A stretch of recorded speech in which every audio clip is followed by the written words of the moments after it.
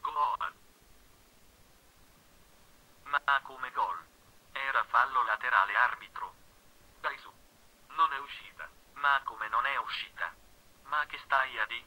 11, basta. Ma che basta? È uscita di mezzo metro. Ma che sei cieco?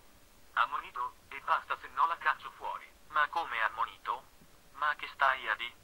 Basta, che se no la espello. Ma basta un cazzo. Ma che cazzo me frega se me espelli? Espulso? Espulso. Fuori.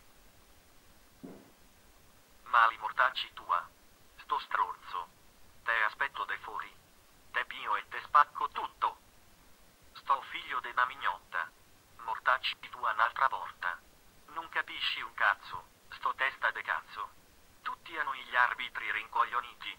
Pago per farmi arbitrare da sto coglione.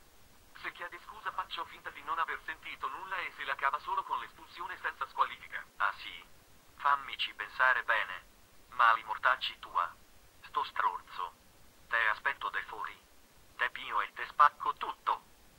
Sto figlio de una mignotta. Mortacci tua un'altra volta. Non capisci un cazzo. Sto testa de cazzo. Tutti hanno gli arbitri rincoglioniti. Pago per farmi arbitrare da sto coglione. Me vado a fare la doccia, sì, no te lo scrocio. E fu così che il povero Mirko si beccò 6 giornate di squalifica.